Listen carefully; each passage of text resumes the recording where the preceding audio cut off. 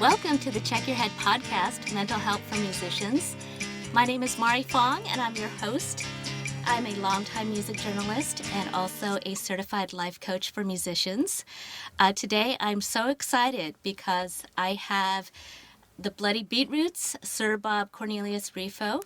I'm going to be telling his mental health story, and also Anthony and Melanie Clark of the Amazing Clarks, certified life coaches that will be also adding their advice, guidance, and support.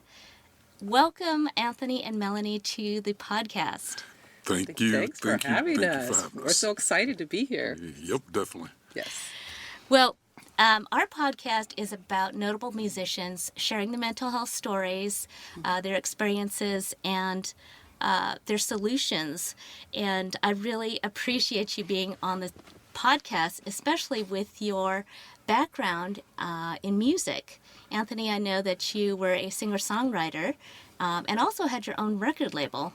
Yeah, I've been doing music since I was about 7 years old. I fell in love with music, and I grew up listening to all types of music, from Elton John to Journey to disco music to rap. And eventually I started doing my own music, songwriting, production, and we started a record label back in 2000, Penitentiary Funk Records, to put out my independent music, and still love music to this day. So one of the reasons why I'm really excited to be here as well. And it feels great to be back in the studio as well. Well, I am glad that you share that with me, because I know that's really going to add to the podcast with your insight as a musician. And Sir Bob will be telling a story about the touring life and the difficulties of touring, along with sharing the lowest point in his career and why he took a long break from music, and also how he regained his life back after some real challenges in his life. So because this episode is such a good one, we're going to split it into two parts, part one and part two. So let's listen to the first part of Sir Bob Cornelius Rifo of the Bloody Beetroots tell his story. I am so excited about my guest today, Sir Bob Cornelius Rifo of the Bloody Beetroots and also of SBCR. Huge in the electronic world, EDM, and I thank you so much for being here. Thank you for having me, guys. It's a real pleasure. You know, we were talking about kind of your new mission. You know, one of the things with the podcast is that in 2017, we had kind of a string of musicians that hurt themselves. We had Chris Cornell of Soundgarden and Audioslave. We had Chester Bennington of Linkin Park shortly after. And then we had AVICII, Tim Bergling. And at that time, you know, I've gone through my own challenges, and I know how difficult it is, you know, when you're in a dark place. And it inspired me to do something, and this is why I have this podcast. So I wanted to know, you know, you're starting to talk with other musicians and people up and coming about mental health and the importance. What first inspired you to speak out? Well, I think when AVICII died, something happened in me. I really want to try to help, because I saw the documentary. I did a lot of touring with AVICII, you know, in Australia. We shared a lot of stages together. So I said to myself, I really want to help, you know, seeing what that guy was being through. And then I started speaking out, you know, about my experience and about, you know, my knowledge in the music business, because it's a crazy business. And so I'm just starting, you know. Mm-hmm. Well, I applaud you for that. And it's good to know that AVICII both kind of inspired us to speak out. I want to share a story with you, because the first time I saw you perform was at Coachella. And I had a friend of mine, you know, like I go to Coachella and I asked my friend, okay, who should I see? Who are you going to see? And he goes, the Bloody Beetroots. Of course. Like, what is the Bloody Beetroots? I said, but I remember that. I go to your show and That's pretty crazy, huh? was so blown away because I call it a tidal wave of energy. And that was one thing that really stood out that I could never forget. And, you know, music, that kind of energy that you're giving out doesn't always happen, but it's very healing. Well, yeah, that's the Bloody Beetroots, you know. And but you know, the more energy you have, the more energy you can have back, and that's pretty. You know, it's my point. You know, building yourself with that kind of energy, it's the game. It's just there. You know, if there's lack of energy, lack of personality, lack of everything, people can feel that, and will never get back to you. So that's my key, you know, in my career. And to build the energy, you need to build yourself. And to build yourself, you cannot build yourself while you're touring, which is right straight to the point right now that, you know, you need to have a life out of the music world. You need to have different passions, different, you know, stuff to cultivate, friends, build something that is not in the music world to prepare to the music world. I see. You understand?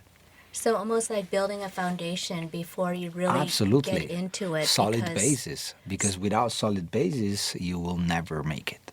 Okay. And what are some of the solid bases that you have for your life? Well, discipline. I think it's a word that could work for everybody. So a strong discipline. And that's something that you cannot learn in one day. But you learn it during your routine, what you're doing during the day. Personally, to me, I have different passions. I have photography. I love fitness, so I train a lot. I'm also a CrossFit trainer. What else I have? Music, of course. I like reading books whenever I have the time to do it. But also, I love engaging with local people, you know. That's something that I just love it. Yeah, I have the opportunity as a musician to explore the world around myself. You know, whenever I have the chance to get out of my room while I'm touring, because I don't want to stuck in my room forever waiting for sound check or for the people to call me, I go out and engage with people, with local. I get to know the local bar, the local people, what they think, and that's life. That's life in the music business because you're still touring, but that's actually a part of yourself that you can build, you know. Well, you know, I always felt like having random conversations with people can be the most interesting because That's pretty cool. You really don't know each other and you can kind of be very open because you may not ever see that person again. And then, you know, they're also probably spilling a lot of information to you that maybe they've never told anybody before. That's very true. That's very true. Okay, so that's yeah, it's definitely a very interesting experience, you know.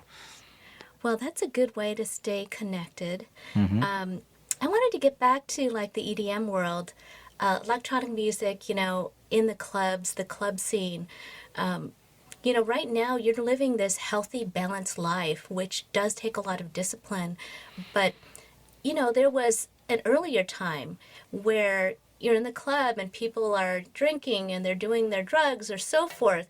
I mean, was there ever a time where you kind of got swept up in that fast life? Well, the first years were pretty tough, you know, because, you know, the Bloody Beetroots became super successful at the moment that we got out. And at that time, we had a lot of power. Power that, you know, nobody teaches you that kind of power. What you have kind of power? everything you want. What? You have the drugs, the girls, you have everything you want. And the money. And so it takes a little time to, you know, to understand what's going on. I mean, your life changes from day to another and say to yourself, oh, okay, can I use all this stuff now? What I'm going to do? So and that's the discipline I'm talking about, you know.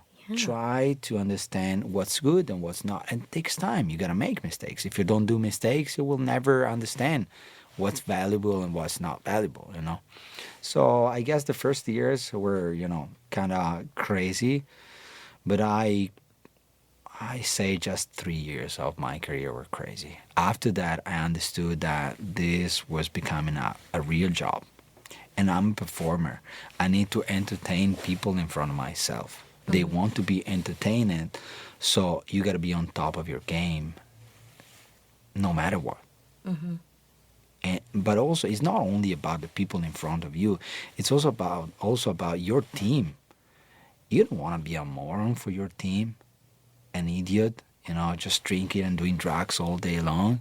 You gotta be the captain of your ship because you guide them. You have a vision, and you need to make people passionate about your vision.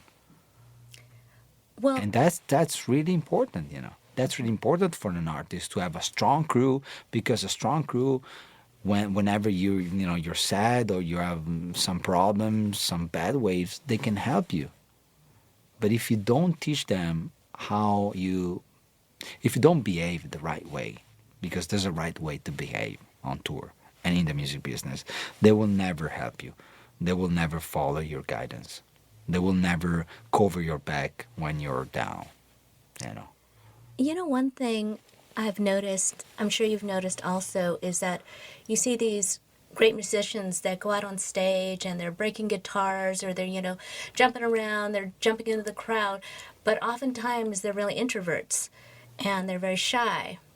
And I'm wondering, what advice can you give a musician who is struggling to be a leader and to, maybe say no to some of the things that they're presented? Well, I break a lot of shit as well. The thing is, they want to be a leader, but you cannot proclaim yourself a leader. The others proclaim you a leader. And a leader needs to have such qualities like loyalty, kindness, greatness, and once again, it takes discipline to build that yourself. You're an introvert, work on that. Because you're in this game, you need to stay with people, you need to interact. At the end of the day, you're performing for your audience. Mm-hmm. It's an exchange of energy. Mm-hmm. So you have to learn some way how to deliver yourself without struggles. And once again, I say, there's no way you're gonna build yourself on stage. It's all about the off-stage stuff that can build the basis for a stronger yourself. And the way you behave with the others, once again, delivers the man or the woman. Now, it sounds like you have gone through a lot of experiences to get to where you are right now. You sound very wise. A little bit. But a lot of musicians stumble, right? They stumble into this idea of what fame is. And you were talking about your difficult years. What were some of the things that you found to be difficult or challenging during that time? Well, fame is like a lightning bolt, and it's crazy because you cannot really have like a proper sight when that happens, just because there's so much going on and you can be lost some way. But if you're in, my advice for a young kid or young artist who's gonna experience this kind of crazy, fame, like 0 to 10, boom.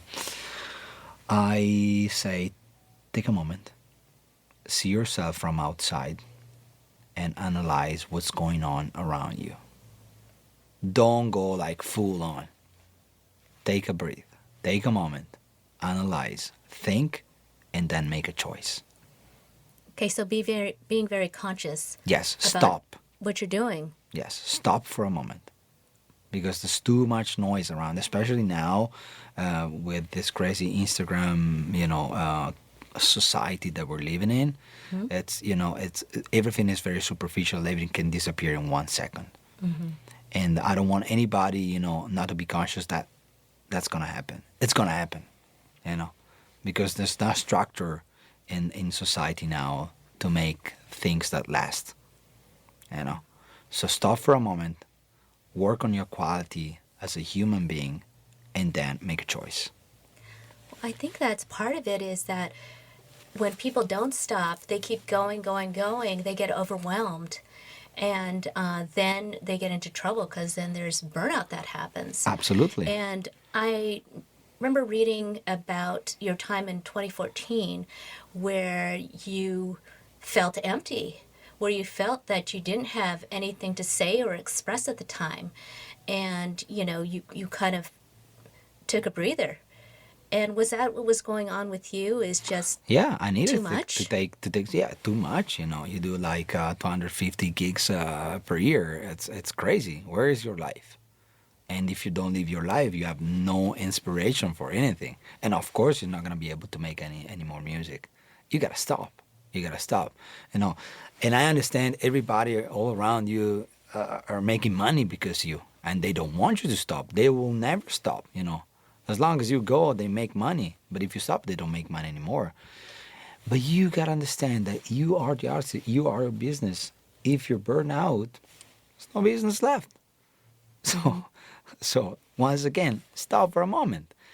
Understand what's going on, and then decide. If you have no inspiration, you gotta come back with the inspiration. It means that you need time, quality time, and you cannot quantify that quality time, but you can feel it, because when the inspiration comes back, then that's the time you can rebuild everything you lost around.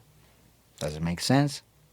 Yeah, because what you're saying is to rebuild, to recharge, and to take a break from the craziness of the music world, and it's go go go, and you need to sleep. Absolutely. And you need to stop and take care of yourself. Absolutely. And so during that time when you took a break, what were some of the changes that you made in your life to kind of restructure yourself? Try to find out some other passions, like photography. I quit photography in 2012, and I missed that. But I quit because I was touring too much. I had no time to take pictures because I was completely concentrated and focused on, playing, moving, taking planes, and blah blah blah. I had to, rediscover where my passion were. So photography came back. I started again, taking pictures. And, I had quality time, staying with my family, my friends, just, life. Mm-hmm. Life out of the music business. But think about this, before you become a famous artist, a popular musician, all your structure is right there at home with all your dreams. And that's the most valuable fire that you have. And sometimes you gotta go back there, or you're just gonna burn out. But you gotta go there to rebuild yourself to your core. Mm-hmm. Maybe there's a place, maybe there's a family, maybe there's a situation, but anyway, you gotta go back there if you want to rebuild something. Never forget that fire. Never forget where you started and how. Yeah, that was one thing about touring. From the outside, it sounds so fun and glamorous and so forth, but the reality is that you're going to be gone sometimes months at a time away from everything that you love, including your family and your home and your dog and whatever it is that you love. And how would you suggest people go on tour and beyond connecting with others, making conversation? You talk about nutrition. How do you stay healthy on tour with nutrition and eating and lifestyle? I do my best to follow a diet, like, as a CrossFit trainer, I always suggest to have a very healthy diet. I try to be consistent. I know it's hard, but it's not impossible. There's lots of people, oh man, I'm on tour, I gotta eat that shit. No, man. You can, the world is pretty filled with good food. You can find good food anywhere. Just matter of you, open your eyes and find that good food. It takes a little bit of effort. Yes, everything is art. Yes, as long as you know that, and as long as you teach yourself, it's art. Everything is art to do. even eating. But you have a choice. Make it. It's still, once again, discipline. Discipline is a word that works for everybody in this business. Yeah, and sometimes you're right. It is hard to do the right thing. And what happens sometimes, unfortunately, like AVICII, he, it's not a secret that he drank. And, other musicians can, take drugs and so forth. Sometimes they even think that it makes them more creative. I mean, what can you say about that? I think, drinking, like doing drugs, takes away the fear. Because in a way, the substance absorbs you, and then you have less fear. And then they think you can perform better because you feel a little bit, high. And I think, my position on that is if you can control yourself, you can be higher. You know what I'm saying? Right. I don't know if it makes sense in English, but, when you control yourself, fully control yourself, and you can deliver a great performance on stage, that's 10 times better of doing that under substances, Mm-hmm. So that was my conclusion. I used to drink a lot of whiskey before, to give me like a tone and then to be a little, high. And I almost killed myself once, So Anthony and Melanie of the Amazing Clarks, we've listened to Sir Bob's interview, and he talks a lot about taking charge and being the captain of your ship, which I think is a really great reference. What are some ways that you can advise people to take charge, especially when they're not comfortable with being a leader? I loved when he said that, taking charge of your ship, because for us, and he talked a lot about energy, and we're all about energy. We're helping people to manage their energy. We're supporting them and the different energies that are showing up in their life. And one of the things that we teach people is called conscious creation, which is really learning to understand how your mind works, understand how your body is going to manifest your mind in stress and all different types of things that are happening to our physiology.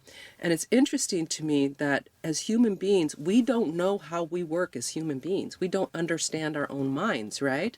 So what he's talking about, what I took from it is, he talked about discipline. He talked about being a captain of your ship. How can you be disciplined and be the captain of your ship if you don't understand how your ship works? So to me, some of the ways, the first way to do that is to learn about yourself, to understand how your mind works and how energy works in your body, and then you can have a handle on it. I think people become stressed and freaked out because their body starts to feel a certain way and they don't recognize that their thoughts and their emotions are actually showing up in their body. So I think understanding yourself is one of the first ways to do it. And I love teaching people that. It's like my passion. So being conscious about how your body reacts to certain situations and also how you react to certain people. Yes. One thing I found is that a lot of musicians are introverts and they may feel more comfortable speaking through music, but may not be as comfortable speaking one-on-one. And one thing Sir Bob mentioned was stopping and taking the time to find out who you are and also what makes you happy in life. Right. I definitely agree. And I have this saying, if you don't go within, you will go without. If you don't go within, you will go without. And the thing as an artist, especially if you're a gifted artist, where the public responds to you and you can move people and provoke those emotions, whatever those emotions you're provoking. One of the reasons from my perspective that artists are able to do that is because they're tapping into a higher consciousness. They're tapping into their spiritual connection. They're being a vessel to let the brilliance of our creator, our source energy, come to flow through them. And they're just choosing a format of music And so when they're performing music, creating music, writing music, they're tapping into that higher consciousness, that higher spirit, brilliance. So when they're on the stage, they're tapping into that because they've been practicing that. And when they're in that place, they're in alignment. They're thinking like their higher self. They're looking at the world through love, abundance, and appreciation, not through fear, not through shame. And they're not thinking about it, they're just being. And that's what the crowd is feeling. That's what people are connecting to. It's not cognitive, it's energetic. If it's just words and you're not tapping into their higher consciousness, they're not going to feel you. They'll hear you, but they won't feel you. Mm-hmm. What they're feeling is their spiritual connection. So if I'm an artist, I'm on that stage, and I'm connecting, I'm in alignment, I'm connecting to my higher self. I'm in alignment. Mm-hmm. And then that audience, they have spirits too. And I'm tapping into their spirit. So it's like if you have a bunch of tuning forks in a room, you hit one, ding, the other ones, ding, they all resonate at that frequency. So that artist is moving himself out the way and tapping into that highest energy and unfiltered. And that's what the crowd is feeling. But the issue is they don't know how to do that off the stage. They've only practiced it in one area of their life. And so even if they're an introvert, that's okay. You could still be a great leader as an introvert. In fact, that could be even better if you're connected to that higher self. Because then you're not leading because your higher self is your internal guidance system. It knows what's best for you. It'll lead you to whatever it is that you want. But you have to be able to tap into it and listen to it, not just on the stage, but off the stage. But your higher self, when it's always trying to lead you and guide you, it doesn't yell. It whispers. It whispers. And if you have that fear, anxiety, what people are thinking, you're thinking about this, you're missing out on that voice. You're missing out on that. And you're going to feel lost. You're going to feel afraid. You're going to feel hopeless. And not good enough. Worried about what other people are thinking. You're going to feel lost. And so the only way you're going to hear that spirit is to kill that noise. Right, to quiet your mind down. And meditation is one way that people are able just to stop in the middle of their busy days and just have their minds take a break. That's pretty much what it is, along with being able to quiet your mind so that you can listen to that little voice in the back of your head that's sort of guiding you or giving you messages toward what you should be doing with your life. Yes. And you mentioned about the fear and anxiety, and Sir Bob also mentioned that a lot of musicians might reach for other things to help quell that fear instead of sitting with it and thinking about what is causing that. They might reach for alcohol, they might reach for drugs, they might reach for sex. How do you talk with people to have them face the fear versus using other things to try to quell that fear? So I'll start and then I'll let you jump in. Okay. What we've learned and what resonates with us is that everybody is searching for that spiritual connection. They just may not know it, but that's what we're searching for. So it's like when we're born with it naturally. That's why as children we play, we're fearless, we love, we don't judge things. But then as we get older, society and the parents teach us right, wrong, good, bad, mine, yours, this, that, and judgment. So we start to pinch ourselves off from that spiritual connection, and the ego starts to form. And the ego doesn't have the real answers. It's just there to protect you. It's worried about how everybody looks. It's just it's worried. It's just trying to make sure it gets you through. It survives, but it doesn't have the answers. So as we grow up, we have this void inside of us that we're trying to fill. And we try to fill it with the things outside of us. Sex, money, whatever it is. But it doesn't fill that void. And we always go, well, maybe I need more of this, more of that. No. The only way we're going to fill that void is by going within and tapping into that spiritual connection. That's where we're going to get true peace, true enlightenment, fearlessness, unconditional love, and acceptance of everyone and ourselves. But most people don't know how to get back to that connection, or they don't think about it. And the worst thing you can experience in this world is not having a connection to your higher self. So when people turn to alcohol, when people turn to drugs, when people turn to overeating, no matter what it is, what they're really actually doing is getting spiritual connection. Because in that moment that they're high or that they're drunk, they let go of resistance. And they're just being. And when they let go of resistance, you automatically tap into that energy. And that feels amazing to them, whether it's sex, whether it's drugs, whether it's alcohol, like I said, no matter what it is, shopping. But then it doesn't last. And they come back down even harder. And they can't wait to get back, because even a bad spiritual connection, an unhealthy one, is better than nothing at all. And so they're going through the back door instead of going through the front door. But then the problems begin to happen because the body gets addicted. And after a while, the stimulation, you need more and more and more until they get to a point where those substances no longer can get them back to that connection. And that's when the real problems start, because then it starts to feel hopeless.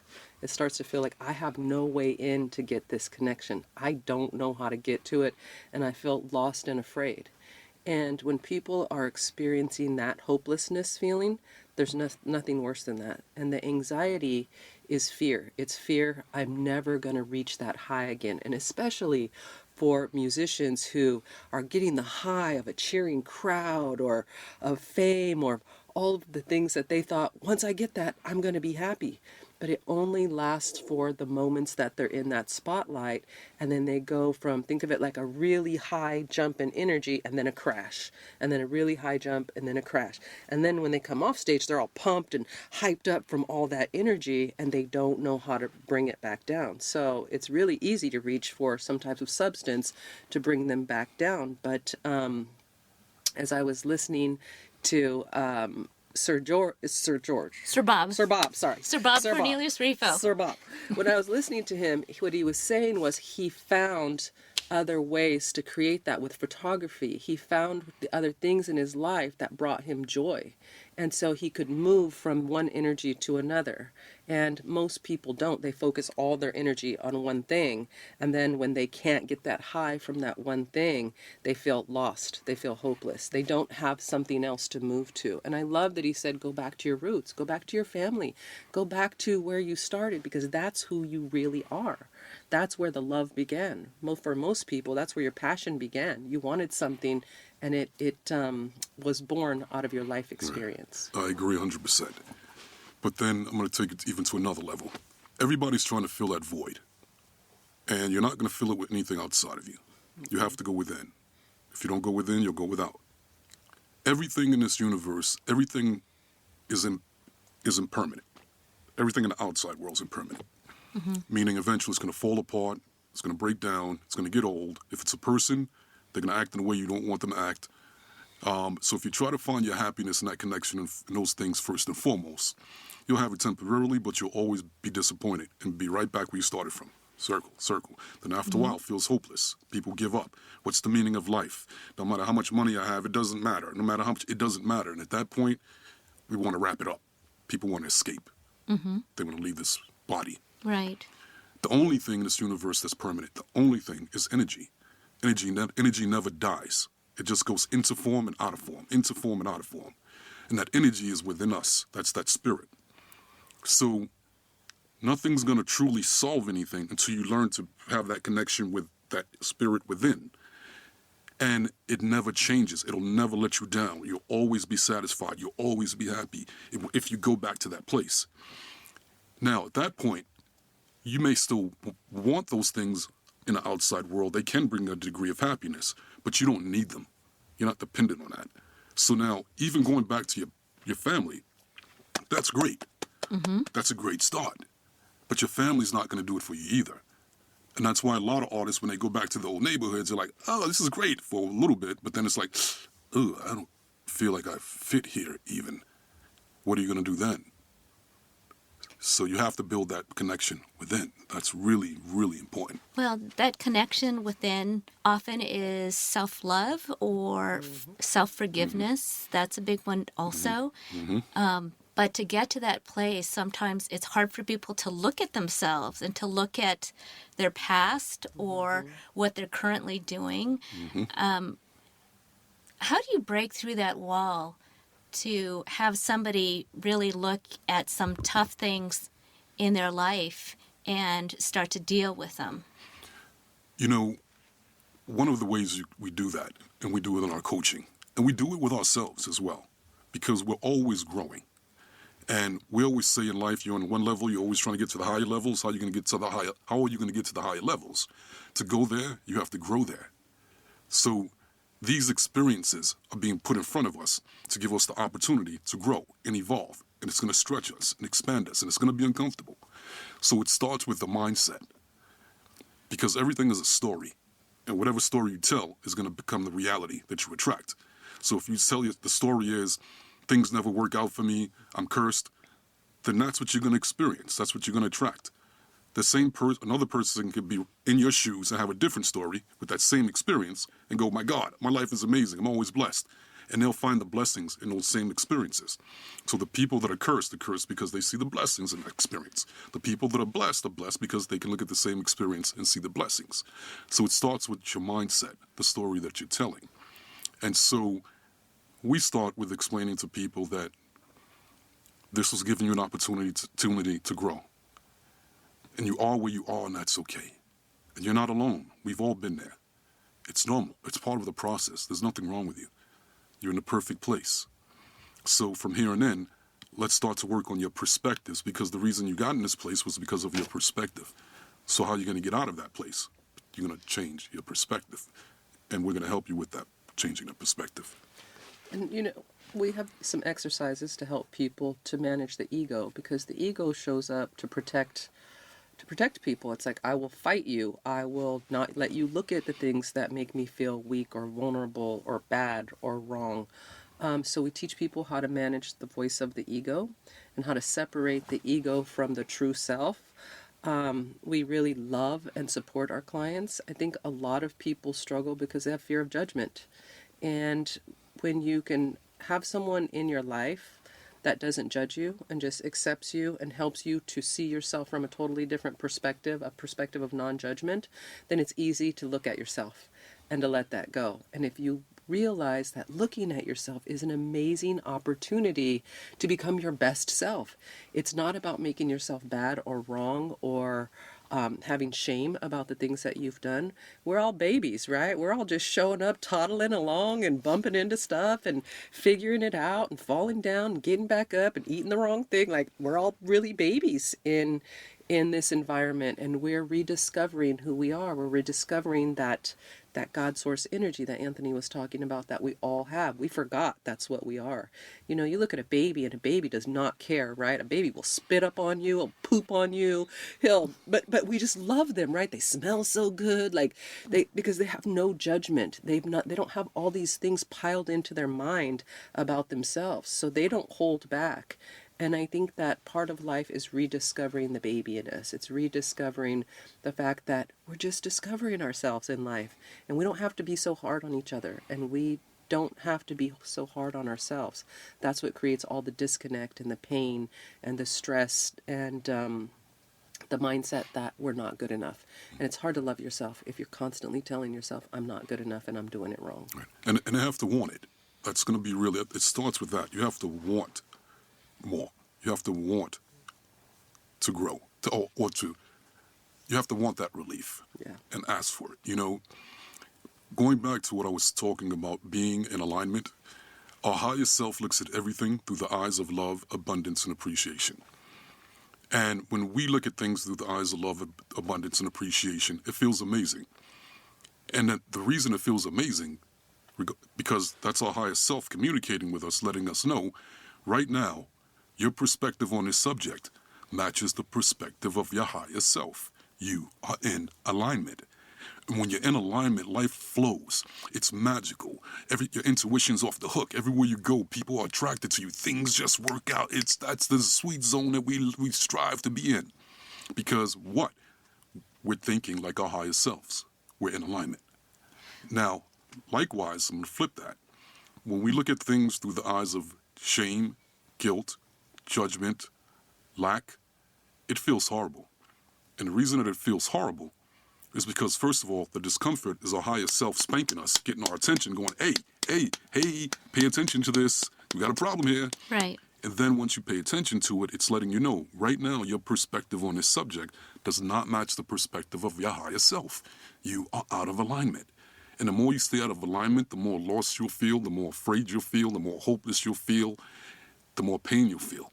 Well, thank you, Anthony and Melanie Clark of the Amazing Clarks. Be sure to listen to part 2 of Sir Bob Cornelius Rifo of the Bloody Beetroots tell his mental health story. And until next time, be persistent in getting the help that you need, help others in need, and speak your truth on mental health. We'll be closing the episode out with a new song by the Bloody Beetroots. So take a listen.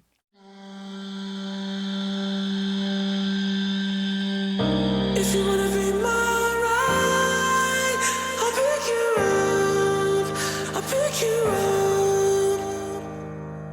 If you wanna live this life, you gotta give it up, gotta give it up.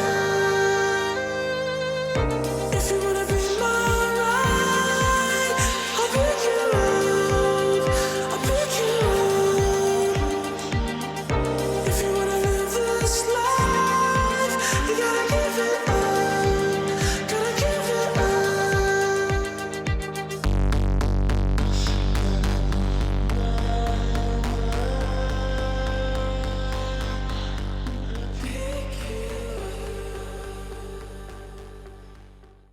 Check Your Head is kindly supported by Sweet Relief Musicians Fund, Lemon Tree Studios in Los Angeles, and other kind donors and sponsors.